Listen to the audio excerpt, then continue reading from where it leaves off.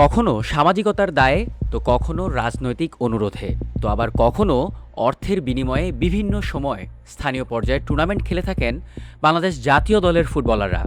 সাধারণ মানুষের ভাষায় এটিকে বলা হয় খ্যাপ খেলা। সরকারের কাছ থেকে নিয়মিত ক্রীড়া ভাতা পাওয়ায় এসব ফুটবলাররা দেশের হয়ে খেলার পাশাপাশি ক্লাব ফুটবলেও আছেন পেশাদার চুক্তির অধীনে। এরপরও কেন তাদের স্থানীয় ম্যাচে খেলতে হচ্ছে, এই নিয়ে উঠেছে নানা প্রশ্ন। জাতীয় দলের ফুটবলারদের এই ভাড়ায় খেলার চল নতুন নয়। ৯০ দশকেও দেশসেরা তারকারা এমন স্থানীয়ভাবে আয়োজিত ম্যাচে খেলেছেন।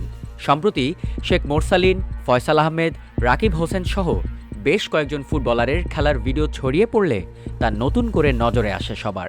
আমার কোশ্চেনটা হচ্ছে সেই প্লেয়ারদের কাছে, এবং আমি বাফুফের কাছেও প্রশ্নটা রাখবো যে যেখানে আমরা খেলোয়াড়দেরকে পেশাগত স্বীকৃতি বাবদ আমরা ক্রিয়া ভাতা প্রদান করছি, সরকার তাদেরকে মাসিক ভাতা দিচ্ছে, তো সেই ক্ষেত্রে খেলোয়াড়দের খ্যাপ খেলতে যাওয়াটা কতটুকু সমীচীন হয়েছে, এবং দেশের প্রতি যে একটু আগে বলছিলাম যে কমিটমেন্টের যে অভাব, যে তার নিজের প্রতি যে কমিটমেন্টের অভাব, সেটা কিন্তু বহিঃপ্রকাশ ইতিমধ্যে পেয়েছে। এমনকি টাঙ্গাইল ও ঝিনাইদহে গিয়ে স্থানীয় ম্যাচে জাতীয় দলের বর্তমান খেলোয়াড়দের দেখে বেশ হতাশ হয়েছেন যুব ও ক্রীড়া প্রতিমন্ত্রী আমিনুল হক। প্রশ্ন তুলেছেন ফুটবলারদের দায়িত্ব ও পেশাদারিত্ব নিয়ে। ব্যস্ততার কারণে এখন পর্যন্ত আমাদের বাংলাদেশ ফুটবল ফেডারেশনের সভাপতির সাথে কথা বলতে পারিনি, বাট আমি দ্রুতই তার সাথে হয়তো বা ২-১ দিনের ভিতরে কথা বলে যেই খেলোয়াড়রা বিভিন্ন জায়গায় গিয়ে তারা খ্যাপ খেলেছে সেই বিষয়টি তারা নজরে এনে তাদেরকে সতর্ক করা, আমরা প্রথম অবস্থায় সতর্ক করতে চাই, তারপর আমরা হয়তো বা ব্যবস্থা নেওয়ার চিন্তা করব। এখনই কোনো শাস্তির পথে না গিয়ে প্রথমে ফুটবলারদের সতর্ক করতে চান যুব ও ক্রীড়া প্রতিমন্ত্রী।